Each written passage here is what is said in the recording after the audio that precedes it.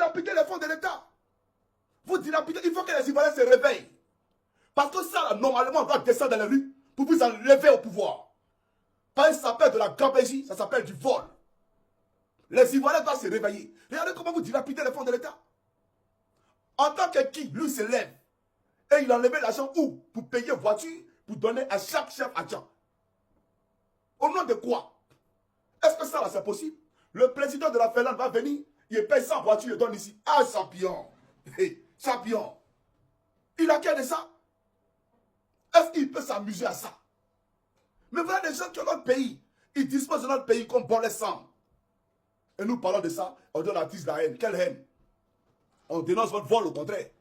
On n'attise pas de haine. Alors, on va commencer, chers camarades. Très rapidement.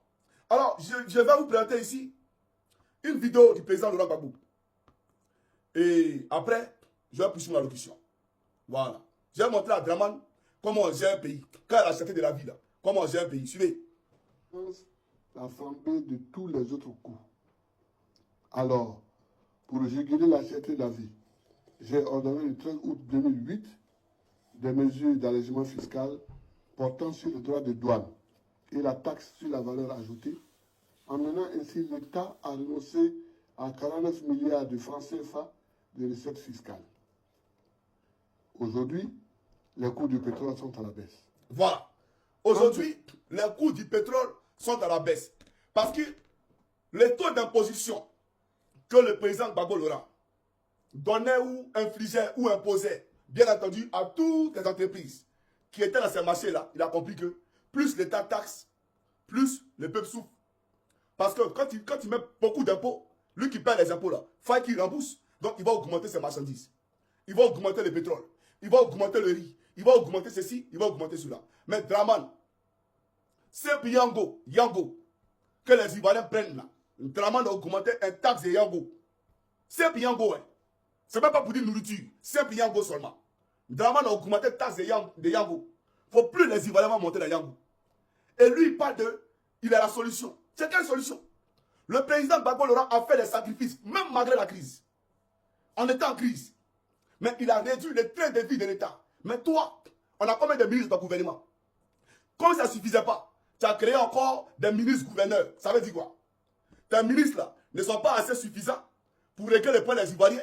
Et c'est les ministres-gouverneurs que tu as créés. Et ce n'est pas Dakoui Table qui me dira le contraire. Puisque lui, il est ministre-gouverneur de Gagnoua. Bon, à Gagnoua, il a fait quoi là-bas? Ton ministre-gouverneur que tu as créé là, il a fait quoi là-bas? Venez nous expliquer. On gonfle le train de vie de l'État. Les Ivoiriens ne mangent pas et vous créez des postes pour faire plaisir à vos amis. Parce qu'ils vous ont soutenu dans la rébellion. On crée des postes pour faire plaisir à nos copines. Et on leur donne le statut de ministre-gouverneur. Ça veut dire quoi, ministre-gouverneur? Les conseillers régionaux là, ils ne sont pas suffisants. Les conseillers départementaux là, ils ne sont pas suffisants. Les maires de nos communes, ils ne sont pas suffisants. Et vous vous levez encore, ministre-gouverneur, ça veut dire quoi? Donc un État responsable, un État sérieux là, il a pitié de son peuple. Thomas Sankara, quand il est venu au pouvoir, il a réduit le train de vie de ses ministres, diminué les salaires, même les véhicules de service, les voitures modèles françaises là, il a tout balayé. Thomas Sankara a demandé aux Burkinabés de consommer Burkinabé. Mais un Ouattara, un farceur, manipulateur, menteur, bandit de grand chemin. Un bandit de grand chemin. Un monsieur comme ça. Regardez aujourd'hui la Côte d'Ivoire. Un petit pays, combien de ministres? Et vous voyez des ministres, vous partez sur les trains de vie. Vous tombez malade. Mais ils ne pensent même pas que les voisins ne mangent pas par jour. Ils ne pensent même pas à ça. Que le voisin qui est à côté là, il a besoin que les 500 francs pour manger. Mais ça ne vous dit rien. Qu'est-ce qui est sorcier dans ce qu'il demande? Qu'est-ce qui est sorcier dans ce qu'il demande? Qu'est-ce qui est mauvais? Vous occupez les Ivoiriens là, c'est mauvais. Mais c'est ça. Quand tu choisis un candidat de l'étranger, ne t'étonne pas qu'il parte se soigner à l'étranger. Tu as choisi un candidat de l'étranger, non? C'est à l'étranger que ses enfants fréquentent. C'est à l'étranger qui se soigne. Les enfants du président Gbagbo fréquentaient au collège Sainte-Marie de Cocody, lycée Sainte-Marie de Cocody.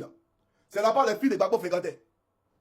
D'accord? C'est là-bas ses filles fréquentaient. Le président Oufo Boigny a viré de l'argent dans le compte du président Gbagbo Laurent. Excusez-moi. Allons-y.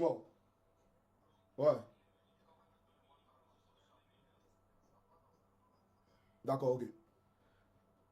Et le président Gbagbo, le président Félix Oufo Boigny, d'accord? Lui, on a fait un virement sur le compte du président Gbagbo. Gbagbo a appelé son gestionnaire pour dire, lui qui t'a envoyé là, il faut lui ramener son air. Il faut lui ramener son air. Il n'y a pas bien son air, il faut lui ramener ça. Voilà des hommes de valeur. Voilà des hommes dignes. Espèce de menteurs. Bon, Oximo dit qu'il m'a envoyé une vidéo. On va écouter ça. Voilà. On va écouter. Je n'ai pas préparé la vidéo. Mais vu que nous sommes inspirés par la vérité, je trouverai les mots pour développer cela. Alors, chers amis africains de Côte d'Ivoire, on va écouter la première vidéo d'Oximo. C'est parti. Donc que ce soit l'allègement de la dette, les questions d'amélioration des recettes et ainsi de suite. Mais il y a également la réduction du train de vie de l'État. Parce que c'est ce que j'avais fait en 90. Pourquoi en 90 les salaires n'ont pas été coupés en Côte d'Ivoire? Les salaires des fonctionnaires. Voilà, donc tu parles ici de réduction du train de vie de l'État. Bravo Oximo, écrivez. Bravo Oximo. Écrivez, écrivez. Voilà, écrivez. Bravo Oximo. Bravo. Mais monsieur Oximo, les gars, tu parles de réduction du train de vie de l'État. Tu es un ministre-gouverneur là. Tu as réduit le train de vie de l'État comme ça. Tu es un ministre-gouverneur là. Est-ce que tu as réduit le train de vie de l'État? Draman menteur. Il ment trop ces gars là. Tu mens comme tu respires. Alors, on suit la dernière vidéo. C'est parti. Mais je veux même amener la Côte d'Ivoire sur les marchés internationaux pour emprunter. Ah! Quelqu'un qui disait tout à l'heure, il dit il va nous amener sur les marchés internationaux pour emprunter. Mais je vous ai montré une vidéo que je vais vous planter ici à nouveau. Ah! Il va nous envoyer sur les marchés internationaux pour emprunter. Mais il a oublié quelque chose. Que Johnny était un archiviste. Oui, je suis un archiviste. Et il a été archivé. Chaque homme africain peut le Côte d'Ivoire. Suivez ici. Suivez. Il ne peut en être autrement. Quand on traite comme un boulet une dette extérieure de 6 000 milliards de francs CFA. Alors, je vous ai un 6 000 milliards. Voilà un chiffre qui donne le vertige, n'est-ce pas? Vous imaginez 6 000 milliards, c'est 60% de la richesse que nous produisons annuellement. C'est effarant. Avec un tel endettement, on peut dire que la Côte d'Ivoire vit au-dessus de ses moyens et qu'elle a cédé à la facilité. Cela signifie que nous vivons à crédit, donc sur le dos de nos enfants et de nos petits-enfants qui devront payer pour nous un jour. Voilà. Ça veut dire que nous vivons à crédit. Ça donne le vertige, n'est-ce pas? 6 000 milliards. C'est lui qui a dit, hein? Ça donne le vertige, n'est-ce pas? Donc si 6 000 milliards donne le vertige, 42 000 milliards, là, on dit quoi? 42 000 milliards, là. Si 6 000 milliards donne le vertige, et 42 000 milliards, ça donne quoi? Regarde les menteurs, et c'est de ça que nous parlons. C'est de ça que nous parlons. Mais il y a des plantés de choses. Tu dis que tu viens au dîner, non? Tu viens au dîner, n'est-ce pas? Mais au dîner, là, on va pas là-bas un peu? Au dîner, là, on voyage pas un peu? Ou bien ta maman, là, vient de bouger.